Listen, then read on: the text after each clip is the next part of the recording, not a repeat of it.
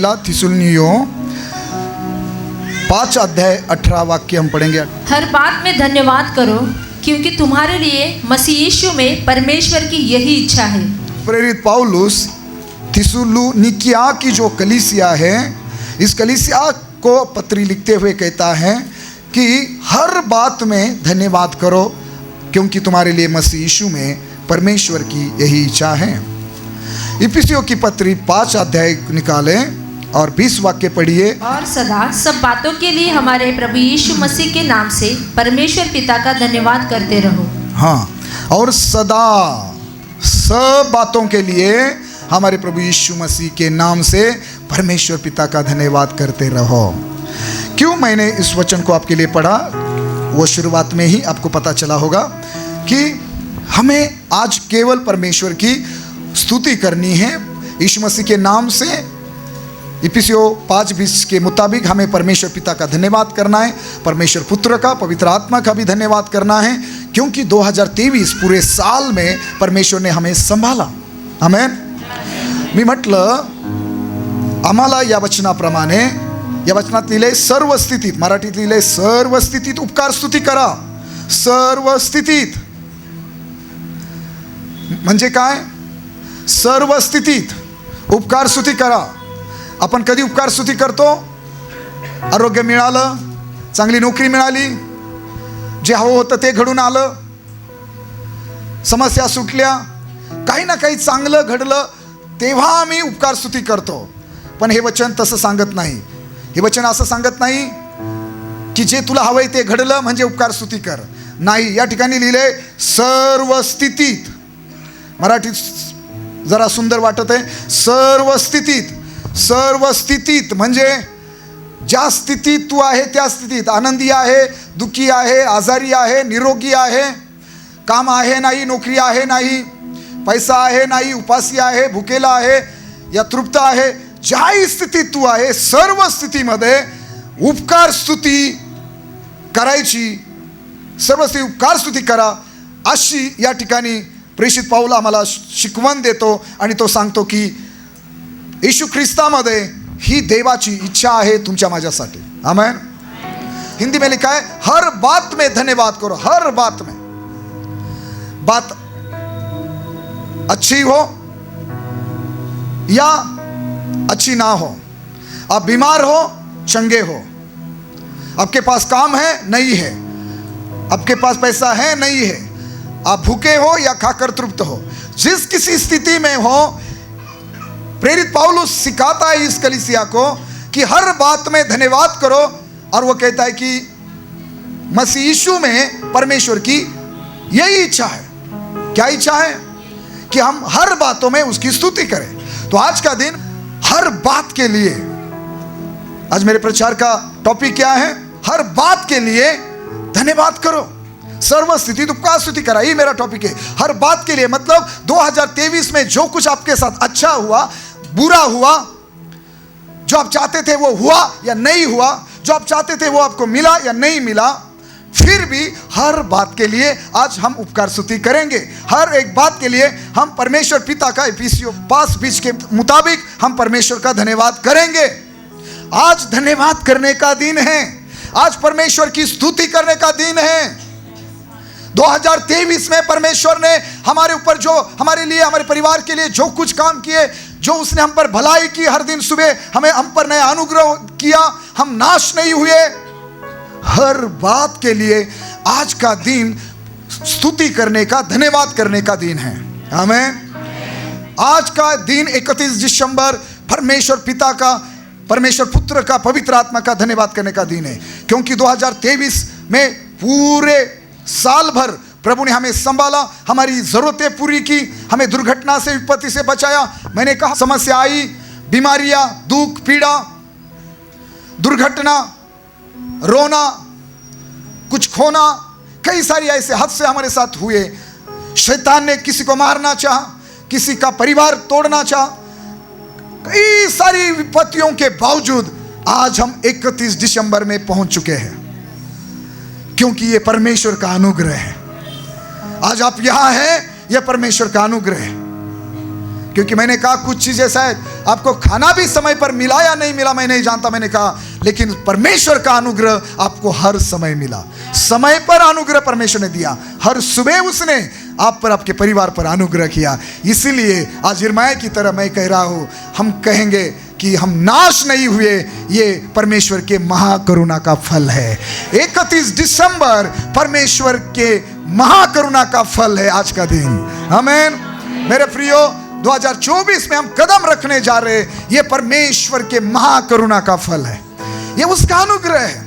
कई लोग मर गए, कई लोग बीमारी में हैं, कई लोग हॉस्पिटल में हैं, कई लोग आज भी रो रहे, पीड़ा में हैं, कई लोगों ने कई सारी चीजों को खोया है, लेकिन परमेश्वर का धन्यवाद हो, हम हर हालातों का सामना करते हुए भी आज यहां पहुंच चुके हैं। शैतान ने कितने सारे जाल बनाए थे, कितने हथियार बनाए थे आपको खत्म करने के लिए, लेकिन आज भी आपकी सांसें चल रही है, आज भी आप जीवित हैं। तो आपको बनता है कि आप आज कितना परमेश्वर का धन्यवाद करें।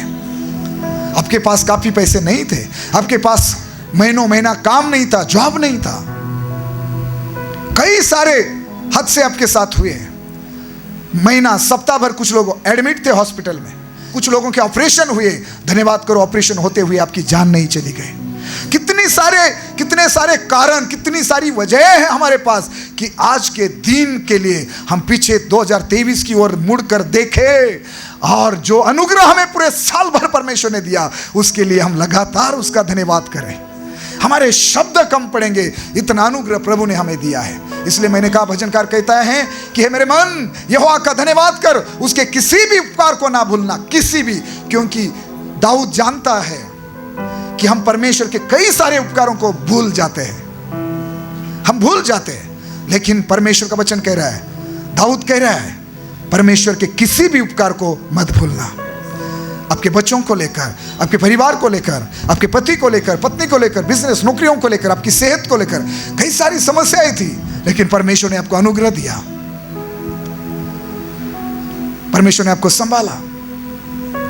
चर्च, परमेश्वर का आज धन्यवाद करने का दिन है। प्रेरित पौलुस थिस्सलुनीकिया की इस कलीसिया को प्रेरित पौलुस इस पत्री को लिख रहा है, और वो क्या कह रहा है कि हर बात में धन्यवाद करो। मराठीत म्हटलंय सर्व स्थितीत उपकार स्तुती करा। तो जब प्रेरित पौलुस ये लिख रहा है, उसके पीछे कारण है, क्योंकि जब वो लिख रहा है कि हर बातों में धन्यवाद करो, क्योंकि तुम्हारे लिए मसीह यीशु में परमेश्वर की यही इच्छा है। अगर वो हर बातों में धन्यवाद करने के लिए बोल रहा है, उपकार स्तुति या स्तुति उसकी तारीफ करने के लिए, बड़ाई करने के लिए बोल रहा है, इसका मतलब उसके पास कुछ ना कुछ अनुभव होगा। और मैं आपको बताना चाहता हूं, हां, एक दिन प्रेरित पौलुस जेल में था, बंदीगृह में था।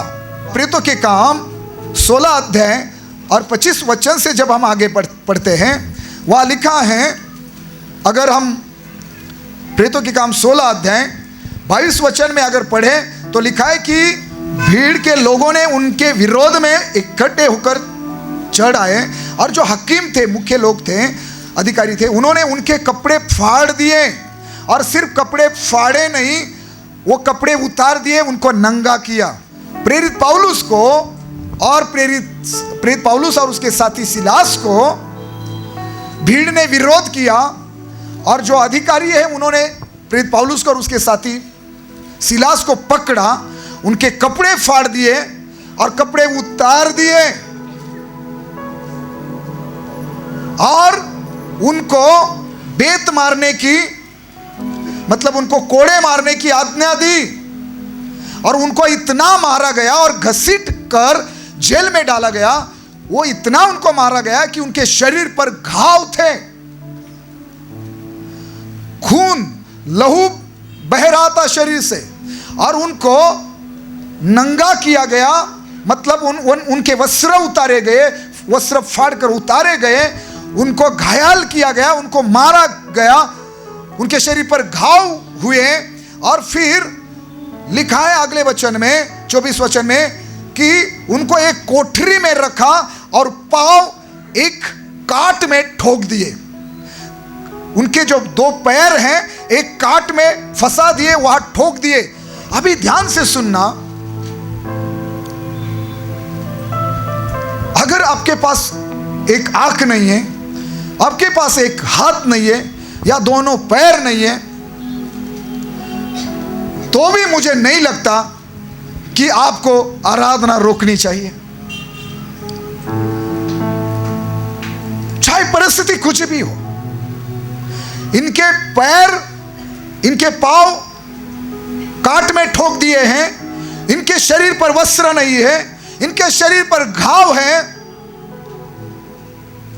और ये लोग बंदी गृह में हैं, जेल में हैं। और आधी रात को ये लोग क्या कर रहे हैं? दोनों, पौलुस और सिलास, प्रार्थना कर रहे हैं। प्रेरित पौलुस और सिलास, ये दो लोग जेल में, बंदी गृह में प्रार्थना कर रहे हैं। और प्रार्थना करते हुए क्या कर रहे हैं? परमेश्वर के, यानी कि प्रभु यीशु मसीह के भजन गा रहे, गीत गा रहे, आराधना कर रहे। मराठीमध्ये म्हटले, मध्यरात्रीच्या सुमारास पाऊल व सिला हे प्रार्थना करीत असता, वो गाणे गाऊन देवाची स्तुती करीत असता, वो परमेश्वर का धन्यवाद कर रहे थे, गीत गा रहे थे। अभी थोड़ा रुको और मेरी ओर देखो। इन लोगों के शरीर पर वस्त्र नहीं है, इन्होंने कोई बड़ा अपराध नहीं किया था, बस एक लड़की के अंदर से दुष्ट आत्मा निकाला था, और दुष्ट आत्मा निकाला करके उनको अपराधी मानकर, सजा देकर, उनके वस्त्र फाड़कर, उतारकर उनको बंदीगृह में डाला गया, जख्मी करके, मार पीट कर बंदीगृह में, जेल में डाला गया, फैर काट में ठोक दिए, शरीर पर वस्त्र नहीं है। ऐसे हालात में भला कोई गीत गाता है? आपके पेट में खाना नहीं है, आपके शरीर पर कोई वस्त्र नहीं है, आपके शरीर पर घाव है, आपके शरीर में बड़ी बीमारी है, आपके घर में बड़ी समस्या है, क्या ऐसे हालात में भला कोई गीत गाएगा? क्या ऐसे हालात में कोई प्रार्थना करेगा? क्या ऐसे हालात में कोई परमेश्वर की स्तुति करेगा? लेकिन प्रेरित पौलुस जब इफिसियों की कलीसिया को लिखता है, फिलिपियों की कलीसिया को लिखता है, थिस्सलुनीकियों की कलीसिया को लिखता है, वो यही लिखता है कि हर बात में परमेश्वर का धन्यवाद करो, हर हालात में, हर स्थिति में परमेश्वर का धन्यवाद करो। यही उसकी इच्छा है आपके लिए, मेरे लिए।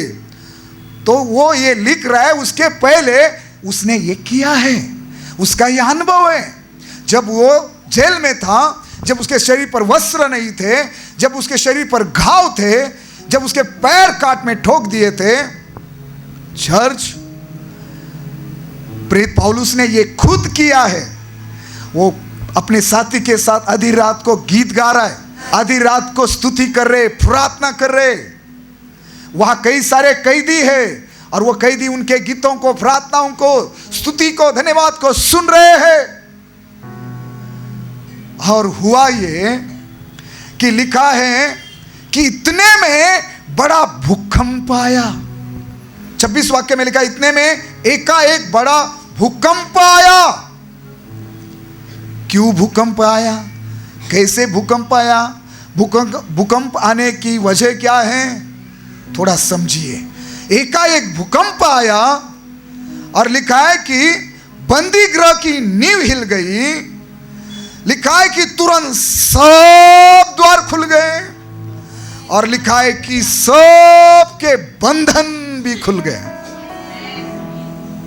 और आखिरी में जब आप पढ़ेंगे तो उस जेल के दरोगे का और उसके परिवार का उद्धार भी हुआ। आमीन। चर्च, मैं यहां आकर रुक गया हूं। अगर प्रार्थना करने से, स्तुति करने से, गीत गाने से, धन्यवाद देने से भूकंप आ जाता है, बंदी गृह की नींव हिल जाती है, सारे सब द्वार खुल जाते,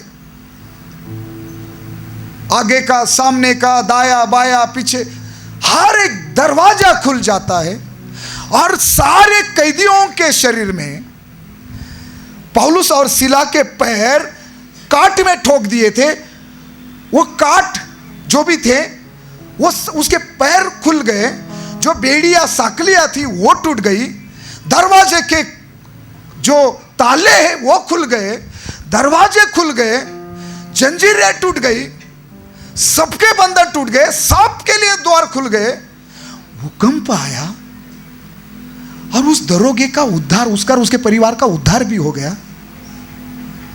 तो मेरा प्रश्न यह है, मैं ये आकर यहां रुक गया हूं कि प्रार्थना करने से, आराधना करने से, गीत गाने से, स्तुति करने से इतना सब कुछ होता है, तो मैं और आपको करने के लिए बचाए क्या है, मैं क्या बताऊं आगे? अगर स्तुति आराधना करने से, उपकार स्तुति करने से, धन्यवाद करने से, प्रार्थना करने से, गीत गाने से आशीष के दरवाजे खुलते हैं, शैतान के बंधन टूटते हैं, शैतान की, उसके राज्य की नींव हिल जाती है, शत्रु की योजना कैंसिल हो जाती है, शैतान ने बंद किए दरवाजे खुल जाते हैं, हमारे लिए हर बंधन, हर ताले खुल जाते हैं, हर समस्या अगर छूट जाती है, हर एक आशीष अगर आराधना करने से, प्रार्थना करने से, धन्यवाद करने से, गीत गाने से, भजन गाने से हो जाते, तो बचा क्या है? और फिर और क्या सिखाऊं? आप मेरे पास आएंगे और बोलेंगे पास्टर मेरे लिए प्रार्थना करो, मैं बीमार हूं, पास्टर मेरे लिए प्रार्थना करो, मैं कर्जे में हूं, पास्टर मेरे लिए प्रार्थना करो, मेरे लिए कुछ भी दरवाजा खुला हुआ नजर नहीं आ रहा है, मेरे लिए कोई अच्छा रास्ता तैयार होता हुआ नजर नहीं आ रहा है। मैं क्या सिखाऊं आपको? आपको क्या करना चाहिए? आप बोलते हैं मेरे शरीर पर घाव है, मैं नंगा हूं, मुझे किसी की मदद की जरूरत है, कोई आकर मेरे घावों को साफ करे, कोई आकर मुझे वस्त्र पहनाए, कोई आकर मेरी मदद करे, मुझे खाना खिलाए। तो भाई तुझे क्या करना है? बहन तुझे क्या करना है? क्यों आप गीत नहीं गा रहे?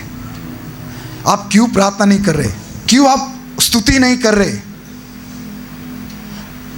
आप बीमार है, आपके शरीर पर घाव है, आपके शरीर पर वस्त्र नहीं है, मतलब आपके घरों में अच्छी वस्तुएं नहीं है, आप बंधन में है, बीमार है, कर्जे में है।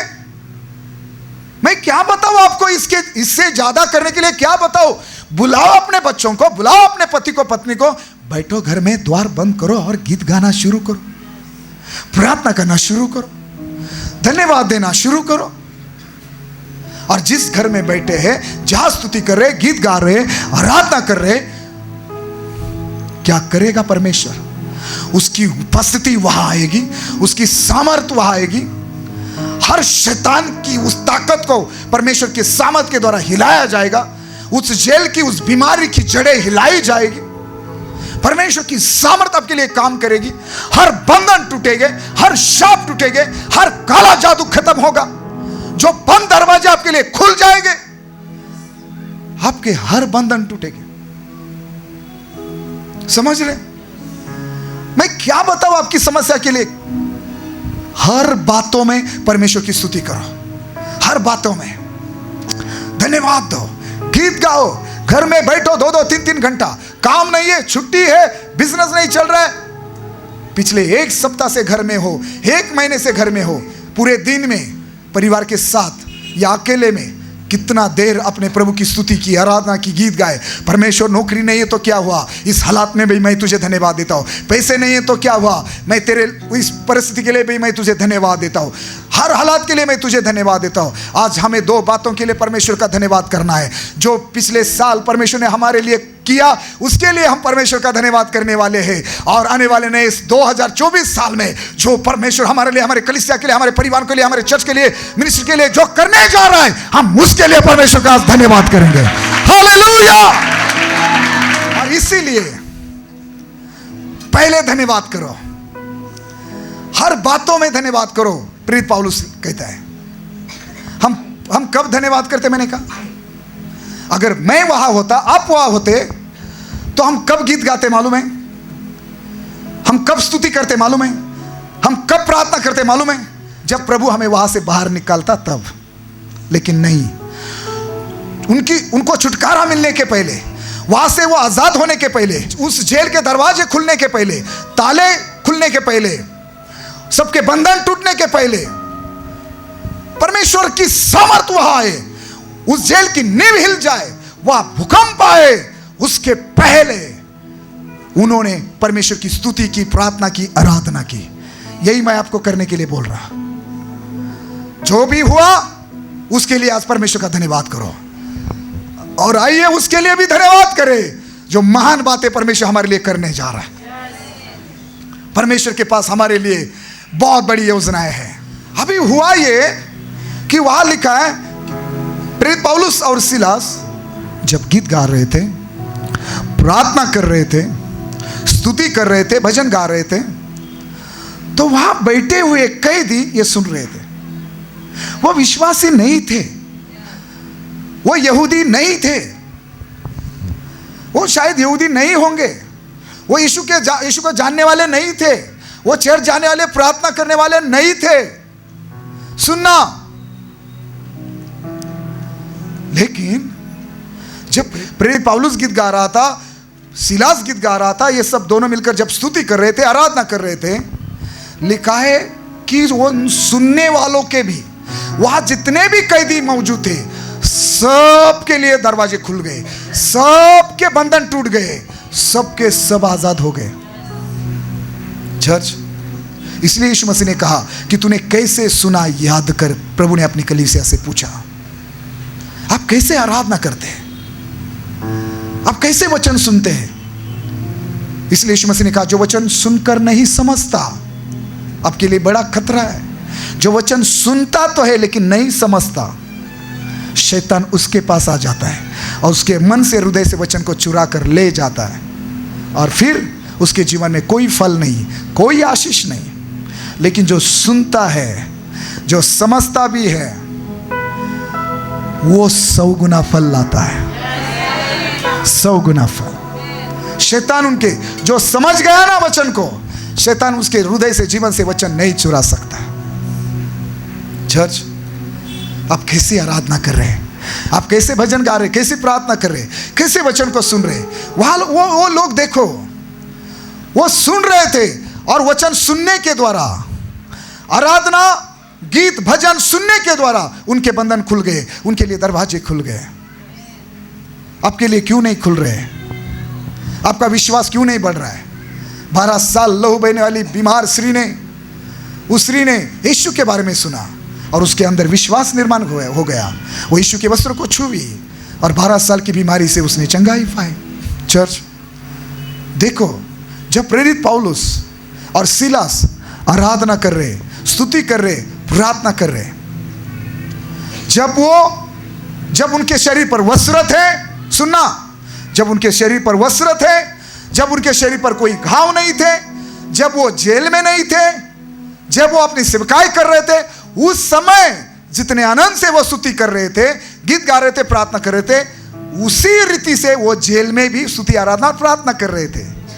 ये बात अगर एक विश्वासी कर पाया तो मैं वादा करता हूं परमेश्वर की सामर्थ उसके जीवन में ऐसा काम करेगी जैसे कोई भूकंप आया है।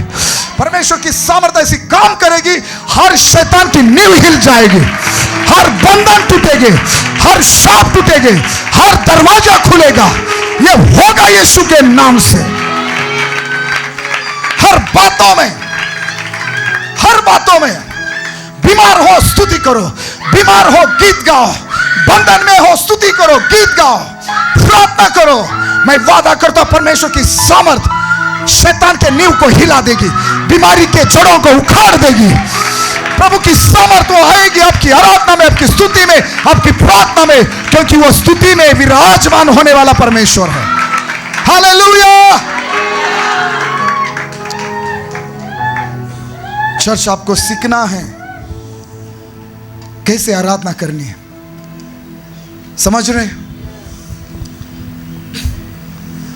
ये जो लाइट दिख रही है ना, ये रात को जिस प्रकार जलती है ना, वो दिन को भी उसी प्रकार जल रही है। समझ में आया फर्क?